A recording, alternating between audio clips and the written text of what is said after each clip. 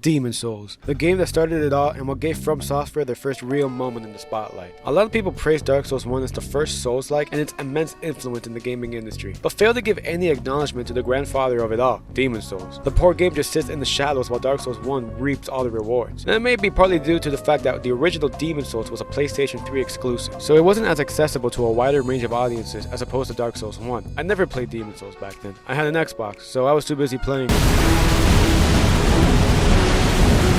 The original Demon Souls released back in 2009, and it received generally positive reviews by critics and fans alike, noting it to be a breath of fresh air in an era of video games where developers think you recently got a lobotomy and hold your hands throughout their games. It's pretty interesting watching reviews of the original Demon Souls. There was no other Souls games to compare this to, so it's kind of funny seeing reviewers be fascinated by this experimental game they stumbled upon. Even reading the comments from all those years ago, it was like humans discovering fire and trying to understand what it is they're even looking at. At the time, it was seen as a pretty niche game. When I think of 2009, I don't even think of Demon Souls. I think of but that was nearly 20 years ago. Damn! Saying that out loud makes me feel like I got more wrinkles than everyone in Congress combined. Since then, FromSoft has released many more Souls-likes, inspiring other developers to create games in a similar vein. Well, Demon Souls got a full-fledged remake back in 2020 as a launch title for the PS5. Only, it wasn't developed by From Software, but instead Bluepoint, which before this were known for making the Shadow of the Colossus remake. The only thing harder than Demon Souls was actually finding a PS5 to play the damn thing, and the hardest boss here are the damn scalpers. So, with the intro out of the way, sit back, relax. Alright, first things first, let's talk about the story of Demon Souls. What the hell are we even getting ourselves into? Actually, compared to the future FromSoft Soulsborne games, where in order to understand the story, we need to analyze every minute detail, or you'll miss out on why Siegmeyer's pet turtle fucking died when he was 8 years old. The story here is fairly straightforward. After just coming back from Bloodborne, which was like reading non-linear dispersive equations, local and global analysis, the story in Demon Souls is like green eggs and ham. Anyways, humans learned to harness the power of the souls, which granted prosperity to the world. However, because of the constant usage of souls, it awakened the old one, a massive soul-devouring demon that could cause the end of the world just on his appetite alone. Sounds like this one streamer I know, actually. Ages ago, humanity was on the brink of extinction due to a demonic invasion led by the old one in a crusade to devour souls. Doomslayer would have ended this by lunchtime. Just saying. At this point, the world had been united by the use of soul arts, which is what I mentioned earlier. However, the one caveat being the continuous usage of all these powers will awaken the old one and unleash its army of demons to obtain souls and envelop the world in a deep fog. So in order to stop it from wreaking any more havoc on the world, it would mean the abandonment of the soul arts entirely. Kinda like how my dad abandoned me. If the soul of someone has been claimed, they become basically a mindless zombie. Sounds familiar to the hollows of the Dark Souls series. In order to counter and put a stop to the old one and demons, some people banded together after humanity was facing extinction and more than half of the world had been consumed by the fog. They were able to force the old one back into its eternal slumber. The world at this point was struggling to get by and recover from the travesty. So for something like this to never happen again, the territories of the land were divided among 6 elders, which you can see each elder on their correlating archstones in the hub world of the game, that if used, can transport you to their lands. The 6th archstone is destroyed, so we can't access it. But it's believed that the land was just so cooked they're beyond saving. It's probably Chicago. Finally though, the old one was contained, which led to peace and prosperity across the land. But that wouldn't last forever. After this massive war, soul arts were banned in fear it would awaken the old one again. Without it though, many people didn't know what to do and acted like your local crackhead outside 7-Eleven. Soul arts, after all, were a source of great power and healing. Those who helped save the world formed the Order of the Monumentals. These sentinels, which look like a bunch of boss babies, maintained the fabric of reality. But as we can see here, all of them would pass away, leaving only one surviving sentinel to watch over reality. As time passed and life went on, history would soon repeat itself, and the story I just told will be chalked up as nothing more than a legend to the world, while the Sentinels will be considered a myth. In the kingdom of Boletaria, there ruled a king named Alant. During his reign, he channeled the power of souls and brought prosperity to the kingdom and his people, which resulted in Boletaria becoming a respected land. This wouldn't last though. The old one, who sensed the power of souls, was once again awakened, and not long after, chaos spread around Boletaria. King Alant pulled an Aaron Yeager and decided that if the world was going to be full of pain and suffering, it might as well just end, so he abandoned all hope that it will ever get better and made a pact with the old one. He left his throne and placed a demonic image of himself in place to rule over Boletaria, ensuring the demons consume souls. King Alant believed the old one was sent by God to bring mercy to humanity, thinking that death was the only salvation. Basically, there can't be any suffering if everyone's already dead. Word spread rampant in the other lands of the kingdom being enveloped by the fog, housing souls that granted immense powers. So adventurers from all over the world ventured into this fog to seek out power and glory, but none would ever return. Which is when our dumbass steps in and traverses the fog. Luckily, I got a plethora of accolades from Soulsborne games. So why? Hey, I don't want to hear it. Because even if I did kill this 600-pound life contestant, I would have been sucker punched by Satan. So, that's the story of Demon's Souls. Like I said, it's fairly simple and probably the least complex out of all the FromSoft games. I guess this was before they snorted Walter White's blue stuff and went to create whatever the hell this is. But hey, maybe this is also before they got sadistic and added poison swamp. Oh, hell no, man. What the fuck, man? It's a pretty interesting story, and you can see how they took some ideas from here and implemented them onto future games. Even all the way back then, FromSoft were still good at creating a sense of curiosity and wonder when writing their stories. Anytime I finish these games, I always want to dive deeper into the lore. Gascoigne is losing himself to the beastly scourge. He wants to forget, but the music reminds him of his wife, his children, his city, his humanity, his dead wife, his broken city. So, with the story out of the way, let's talk about the very first thing you see in this game, and that's the visuals. The Demon's Souls remake released back in 2020, so it's been a few years. Does it still hold up?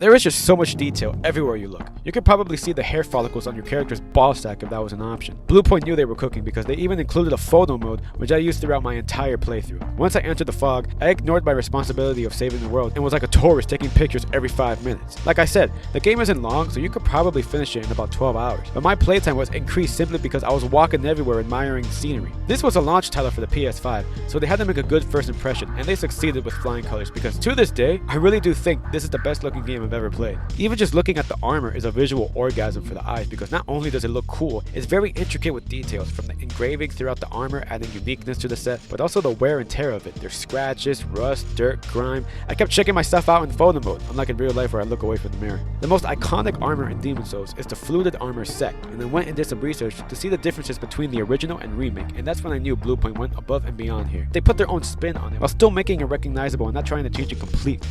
There's leather buckles spread across the armor, some cloth on your character's neck, a lot of buttons, grooves, designs spread throughout, giving it way more personality. While Demon's Souls may not have the most variety of armor sets, it certainly makes up for it in design. Now, enough checking ourselves out. Let's check out the environment, and dude, if real life looked like this, I would definitely start touching grass. Okay, so here's the thing. When it comes to Soulsborne games, you're gonna be pretty familiar with the levels, so you're most likely gonna die a lot, which I wouldn't know because that doesn't happen.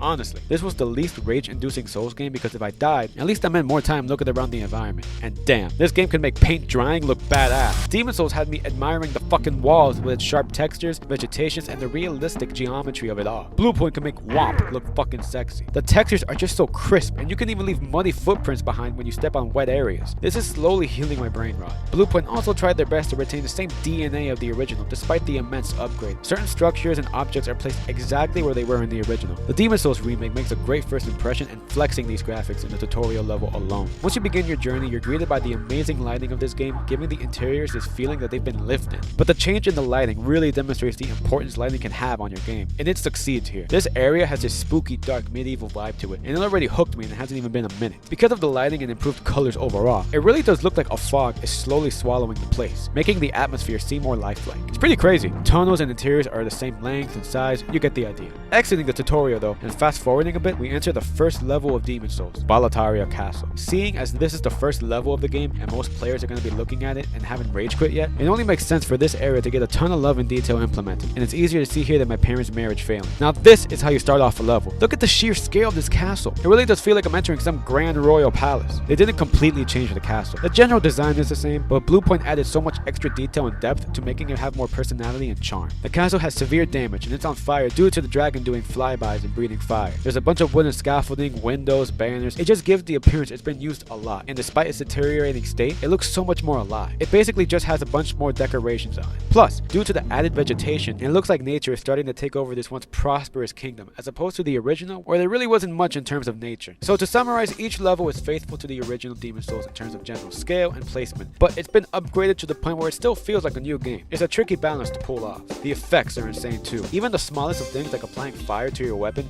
maxed out my dopamine receptors. Hearing the whooshing of the flames made my jaw drop too. I didn't expect this level of detail at all. There's a lot of fire in this game and it just looks incredible. I was fangirling looking at some of these bosses until they Chris Browned my ass. The best part in my opinion though are the magic effects.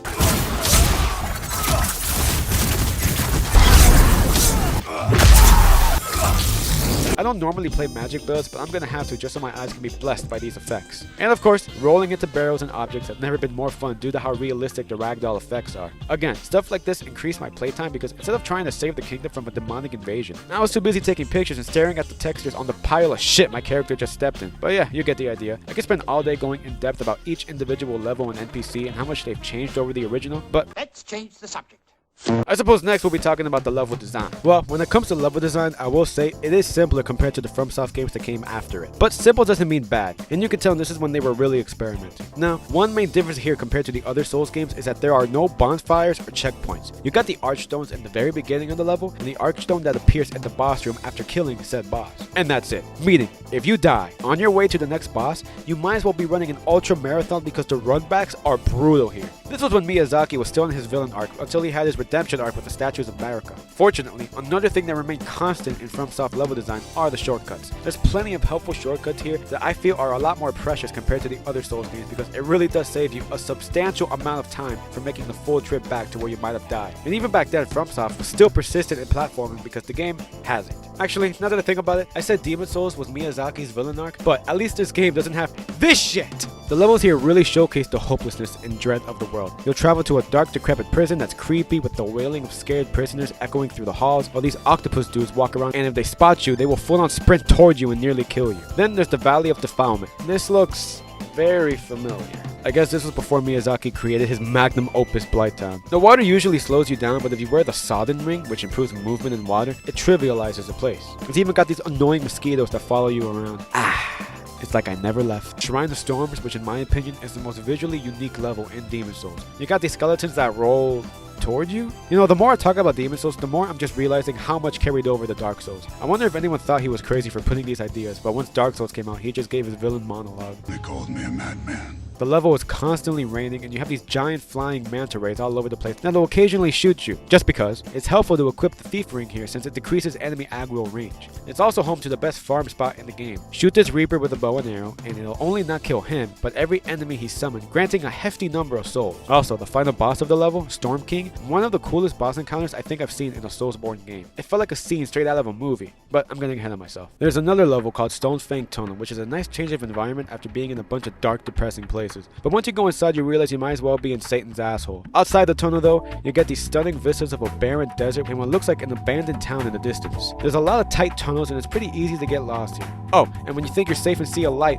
it just explodes when you get too close. Then of course we have Boletaria. This level has the most detail, I think. From its towering structures making you feel tiny in a massive world, to the small corridors filled with enemies waiting to ambush you. It makes the whole place feel alive and chaotic. There's dragons you have to worry about along with the Discord mods. Once you get into the inner ward though, I feel like the detail in this area is taken up a notch. If you want to know what a full-blown Bloodborne remake could look like, this little spot here may give you an idea. Bluepoint nailed the feeling of walking through a once utopic kingdom that was shell of its former self. Also, this section here with the dragon, this also looks very familiar. I do like how you can avoid the dragon completely by going underground. It's nice level design. If you have enough patience though, you can actually kill the dragon. If you got a big weapon and time it just right, you can hit the dragon and after some time, boom, the level just became significantly easier. You may have noticed I listed the levels in the wrong order. Well, that's because there technically isn't a correct order to play Demon Souls, and this is what makes it unique. Once you beat the first boss of the game and speak to the Monumental in the Nexus, all the Archstones become open to you, which means you can basically tackle any level you want. Though it's not the best idea to be like level 10 and go to the final world, unless you're some kind of masochist or something. My boy Bjorn said it best. Beware the limits of your own power.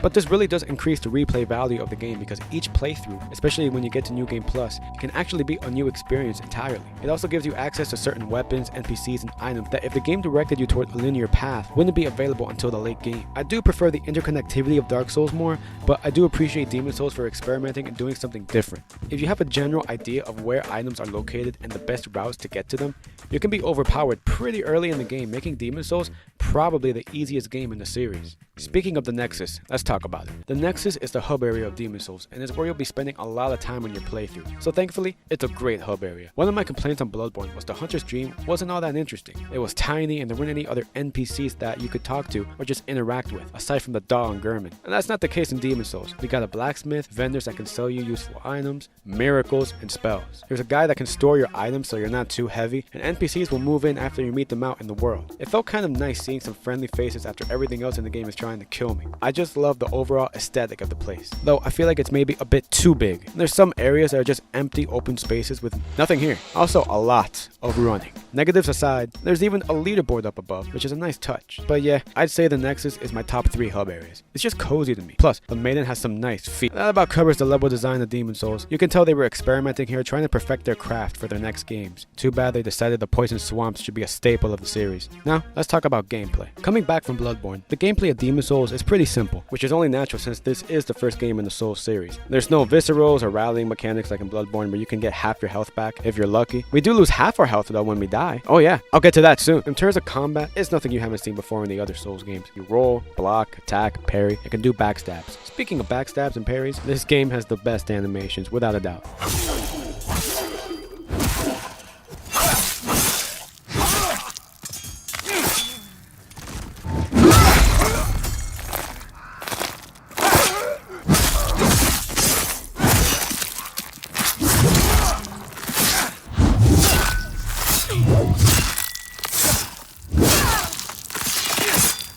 I actually felt bad for the enemies after doing one. I mean, come on, it just feels so powerful too. So there's not much new going on when it comes to combat. But what about the mechanics? What makes Demon Souls unique? Well, unlike combat, there are some other gameplay quirks that makes Demon Souls stand out from the rest. Remember how in Dark Souls 2, the more you die, the more health you slowly start to lose upon each new life? Well, Demon Souls just rips the band-aid off completely and cuts that shit in half. Oh yeah, right from the get-go, this game might as well be tossing your ass off a roof to prepare you for the horrors of the world. This is not the type of game where you want to run all over the place because you will die faster than it takes Andrew Tate to accurately describe my finances. You're wrong! Since your health is in half and the runbacks are longer than Diddy's invitation list, what's gonna happen is if you die, you start to be less careful and sloppy since you want to get out of that area. So you sprint to the point where you died, but since you're at half health, if an enemy so much as sneezes in your general vicinity, you're dead. Luckily, there is a ring that you can get early in the game called the Cling Ring. It gives you about 75% of your health back. My strategy was if I felt like an area was giving me a hard time, I just put on the Cling Ring. As a 5-5 man, this is how it feels like interacting with literally everyone else. Now, of course, you can get your full health bar back, you just gotta be in human form. Your health bar gets cut in half when you're in spirit form, and to reverse it, you gotta consume a stone of Emperor Eyes. You could think of this as a humanity from Dark Souls where it reverses hollowing. You're probably thinking, okay, so what's the big deal? Just use a stone and you'll be back to full health. And you get to have an easy time with the game, right? Not in my house! This leads me to the other game mechanics that's only unique to Demon Souls, since it never made a return in future FromSoft games.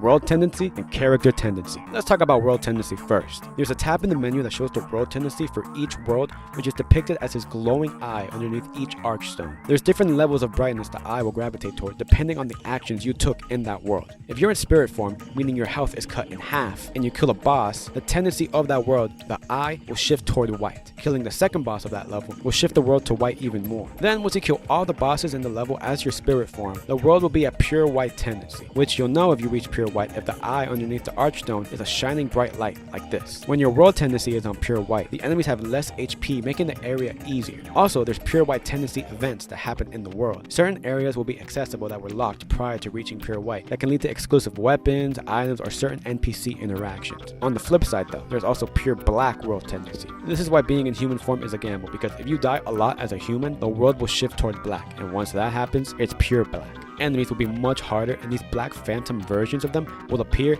and they might as well be a mini boss. On the upside though, this also means enemies will drop more souls when killed and have a higher chance to drop rare items. So it's a good idea to have the world in pure black if you want to farm souls. You'll know if the world is shifting toward black if the eye underneath the archstone gets darker, and you'll know when you're in pure black if the eye is completely black with red particles floating around. There will be pure black world events that can help you gain access to enemy black phantoms, and a primordial demon in each world that when killed drops a colorless demon soul, which is a material used to upgrade more rare weapons and shields, mostly boss weapons though. If you're already struggling with the game, you really want to avoid pure black tendency because enemies will hit harder than my dad used to hit me. Now we got character tendency, which works a little different than the world tendency. Character tendency is based on your interactions with other NPCs and real players. If a real player invades your world and you manage to defeat them, that'll shift your character tendency toward white. If you help another player defeat a boss, that'll also boost your character tendency toward white. Killing those black phantom NPCs you encountered when your world tendency is pure black also moves your character tendency to white. Same thing with killing primordial demons. On the other hand, if you were to invade another player and kill them, that'll shift us to black character tendency, along with killing the regular NPCs in the game. The merchants, anyone, that'll move us to pure black character tendency. Having a pure white character tendency allows you to do more damage to enemies while you're in soul form and as a blue phantom. It also allows you to get the friend ring from the monumental. Having pure black character tendency decreases your health even more in spirit form, which again, unless you don't like peace and want problems, you're going to want to avoid this. You also do more damage as an invading phantom, so if you really want to be a bully and compensate for something, there you go. Oh, and this lady appears in the Nexus asking you to do Order 66 to the NPCs nearby in exchange for the foe ring, which if you want the platinum trophy, you're gonna have to do this. I do appreciate them trying something different here, but I'm guessing it wasn't well received, which is why it never made a comeback. I like the concept of special events happening based on your world tendency, but I think the execution missed the mark just a little bit, which I'll talk more about in the negative section of the video. Another gameplay quirk that thankfully never came back is the way storage works here. So, in every other Souls game, if you have gear equipped that weighs too much, your character starts to move slowly, and when you try to roll, all you can do is fat roll. You can have as many items in your inventory though, since it doesn't affect your carry capacity. Only the gear you have equipped can do that. So, you can be a hoarder and have a crap ton of junk in your inventory if you want. You cannot do that in Demon Souls, because not only can the items you have equipped weigh you down, but so can every other item in your inventory. The healing items, rings, weapons, shields, armor, everything. You will be spending a lot of time organizing your storage and only keeping the essentials on your character. If you're out in the world and you can't pick something up due to already carrying too much, you can choose to send it back to your storage, and you can also go to your inventory and move your items from there as well. This is a huge quality of life change in the Demon Souls remake, because in the original, if you couldn't carry any more items and you tried to pick something up, you're cooked. You cannot send it to storage. You couldn't go to your inventory and send your items to storage either. That sounds like such an annoyance. That means you could potentially lose out on valuable loot if you weren't careful with your item management. It was a little annoying in the remake, but I guess it could be worse. Okay, that about covers the gameplay mechanics of Demon Souls, a simple yet satisfying gameplay loop. And from what I've heard, the gameplay in the Demon Souls remake is exactly like the original. Hardly anything at all was changed, which also proves the gameplay is timeless. It can still be a lot of fun. Okay, now let's talk about the bosses. The bosses in Demon Souls are interesting because a majority of them aren't your typical boss fights you see in future Souls games, where it's a straightforward 1v1 in a flat area and all you gotta do is swing, roll away, or block. The bosses here are almost like a puzzle we gotta solve, and sometimes the boss arena is an obstacle in of itself, which may sound concerning if you played a certain other boss in a Dark Souls game, but don't be alarmed. Let's talk about the first boss in the game, the Phalanx. The boss is being guarded by a bunch of slime that look like Bob's evil cousins from Monsters vs. Aliens, and if you get too close, they'll poke you with their spears. So you gotta figure out how to navigate through them to reach the boss. You can lure some of them away dealing with them one at a time, or to make it easier, you can use fire to deal extra damage. Or another boss, the Tower Knight, where you must not only deal with this absolute unit, but also the archers shooting at you from above. You can attack the boss and ignore the archers, but you're gonna have a hard time dealing with their aimbots. Or you can ignore the boss for now, deal with the archers, and then start to fight him. Or hell, just equip the thief ring and the archers won't even see you, like how women can't really see me. Still, you can't just mindlessly swing at the boss. You need to attack its ankles until these blue lights come out of them. Wait until he falls down and go crazy on his head. You see what I mean? A lot of bosses, you gotta analyze the situation. I mentioned the boss arenas too, and what makes this unique is you get a multitude of different rooms with layers for some of these fights. You'll be hauling ass trying to make your way down to the boss while avoiding its projectiles it yeets at you, or trying to snipe the boss from on top while avoiding its freaky tongue. There's one boss called Storm King that I think is the most cinematic boss fight in all of FromSoft catalog of Souls games. You enter what you think will be your standard boss arena, only to discover an army of flying manta rays in this category 5 hurricane. You're scurrying around trying to figure out what the hell you even gotta do. Then you find this sword that makes you feel like a destroyer of gods, and it easily melts all the manta rays. After killing enough of them and avenging Steve Irwin, the fucking mothership arrives, and now the true boss fight can begin. All you really gotta do is continually slam your sword at the boss, so it's not a tough boss per se. It reminded me of the Yorm the Giant fight, where you needed a special weapon in order to deal any significant damage. This fight was beautiful, so you know I had to take a picture of it. I kinda wish they brought back fights like this. Arenas that aren't just flat but have verticality. Plenty of space, hazards. It spices up the dynamics of fights. It makes it so you never know what type of boss you'll be encountering next. So it never really got stale. Normally gimmick bosses drag more than Iggy Pop's skin. I recently played Bloodborne, so some fights that cross my mind are Mikolash and the Witches of Hemwick. Those are gimmick fights, but they aren't really executed well in my opinion. Now don't get it twisted. Not all the bosses in Demon Souls are perfect. Like the Dragon God. He can see everything. So I wonder if he can see just how much of a bitch he is. It's a shame too because it looks so cool. Imagine we got another cinematic fight like Storm King. But no, the only cinematic thing to see here is the power button on my PS5 because I was so tempted to turn it off during this. It's not hard, but it is annoying. You need to sneak past the Dragon God and launch 2 ballistas at it. Once you do that, you go up to his face while it's down and finish it off. Sounds simple, and it is. But the Dragon God might as well be the Eye of Sauron because it can see your fucking molecules. The more I died, the more impatient I got. which led to him seeing me more often. The run back is fine at least, almost like FromSoft finally realized the horrors of what they created and had a moment of empathy. But it's kind of a missed opportunity because this boss was also a massive issue in the original Demon's Souls and was mostly hated by fans. This could have been a chance to rework it and actually improve upon it. I did enjoy most of the other bosses though, and don't have any other negatives to say here. Sure, some may be annoying, like the Man Beast, where the only reason the fight took so long was because the fuckers didn't want to land. But all in all, some solid bosses here. My favorites being Flame Lurker, the Penetrator, and then the final boss, King Alon. Flame Lurker was the first boss that genuinely gave me some trouble. He just kept trying to jump me and was rarely giving me a chance to heal. He just hops all over the place and smashes the ground while doing AoE damage, so dodging him was challenging. I just put on Water Veil, which increases fire resistance, along with the ring that does the same thing. And while I did struggle, I got him on my first try. Barely. The Penetrator felt like that classic Dark Souls fight, just a simple 1v1 against a knight, and he's got a cold entrance. You can hear him growling and heavy breathing from under his helmet, which makes him so much more menacing. He just appears from the fog so pissed off. Maybe he just came back from fighting the Dragon God. He's called the Penetrator, but he does way more slashes. He's also pretty quick. He wasn't as difficult as Flame Lurker, but that's probably because Bjorn came in to help me fight him, which allowed me to get some free hits in while the boss was focused on him. Then his fat ass went to sleep immediately after the fight. The Penetrator has the coolest armor I think I've seen, and you can actually get it, but it's not easy. Bluepoint decided to add a little scavenger hunt in the Demon's Souls remake. In the inner ward in World 1, there's a locked door, and in order to get the key, you need to get 26 ceramic coins that can only be found when you turn on fractured mode, which flips the entire game almost like a mirror. To find 26 coins, you'd have to beat the game in fraction mode 2.5 times. You then take the coins to the crow to trade them for the key you need to open the door, and once inside, the Penetrator armor is yours. As you can see, I have the armor, so you're probably wondering if I went through that insane grind. Fuck no! I found this lovely gentleman online that instructed me to stand still while he dropped the coins for the crow. Once he left, I saved and quit, loaded the game back up again, and boom, I got the key, which allowed me to open the door and get the armor set for myself. So, shout out to this dude for saving me dozens of hours of torment. Then we got King Alon. Looks like the final boss, being a sad old man, goes back further than I thought. Colonel Sanders has the fastest attacks in the game though, despite him looking like he's in Congress. He'll dash at you if you try to keep your distance, and he has his AoE attack where you'd have to sprint out of the way. He has one move where he tries to grab you, and if he catches you, he'll drain your souls and remove a level from one of your stats. He has a pretty slow and predictable windup, so dodging it was pretty easy. He still got me. After beating him though, you go down to the old one, which by the way, this area looks stunning. You already know I had to take a picture, and fight the real King Alon, which looks like what my asshole spits out after too much Taco Bell. That about does it for the bosses of Demon's Souls. Some pretty unique quirks to them that make them stand out to the games that came after. I think I simped enough for the game. Let's talk about some of the negatives I had with Demon's Souls.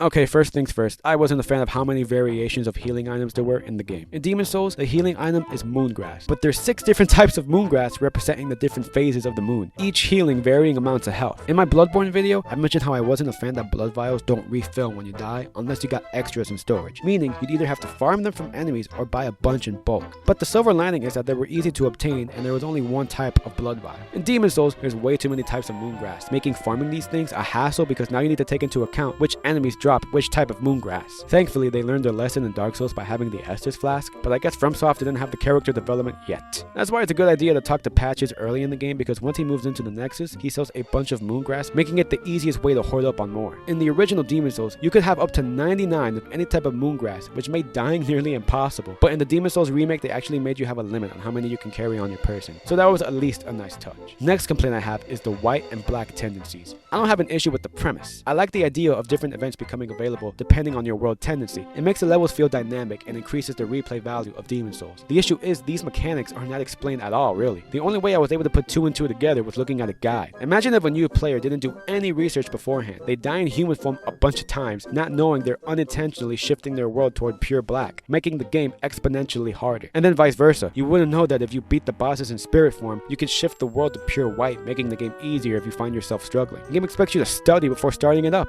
Also, it's almost like the game punishes you for being in human form and, God forbid, wanting a full health bar. There's just so many negatives to going to pure black. It may not even be worth it until you're already familiar with the game and have more experience. Next would be how many variations of upgrade materials there are. There's like 11 different types of stones you can use to upgrade, which makes searching and farming these things a real grind and not in a fun way. There's one material called pure blade stone, which is used to fully upgrade a weapon for a dexterity build. Sounds important. It is. Too bad the only way you have a chance of getting one is farming this one skeleton in World 4, and it's like a 1 in 200 chance that it drops. Thankfully, I found a good Samaritan who kindly gifted me a few pure blade stones and to save me from the mental torment of farming. next is a minor nitpick, but a lot of areas in this game will have you fighting in these tight corridors with next to no space. Me, who usually plays strength builds, found this to be a real problem because my big ass sword kept hitting the walls around me instead of the enemy directly in front of me. That about does it for the negatives I had. However, since this is a remake and the original has a fairly big following of fans who have a fondness and nostalgia for it, there's more than likely going to be a few people who don't like certain character changes of the remake. Now, I have no bias toward this topic. I didn't grow up with the original Demon Souls. Again, I was too busy playing.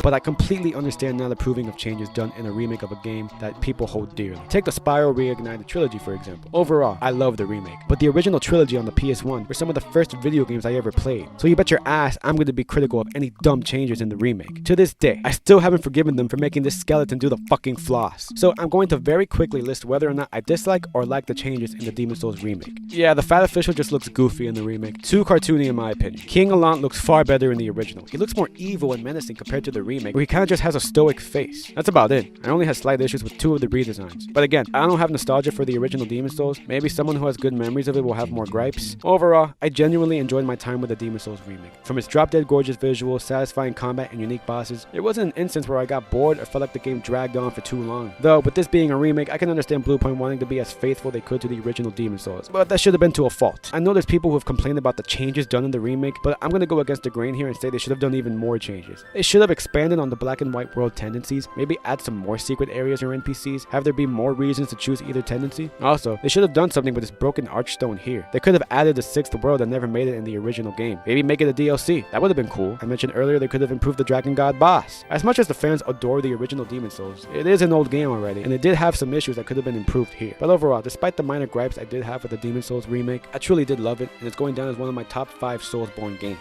PS5s aren't harder to find than shiny Pokemon anymore, like when this game released. So if you have a PS5, I highly recommend the Demon Souls remake. So what did you guys think? Did you like or dislike the Demon Souls remake? Let me know in the comments below. If you enjoyed the video, give it a thumbs up, subscribe, and yeah, thanks for watching.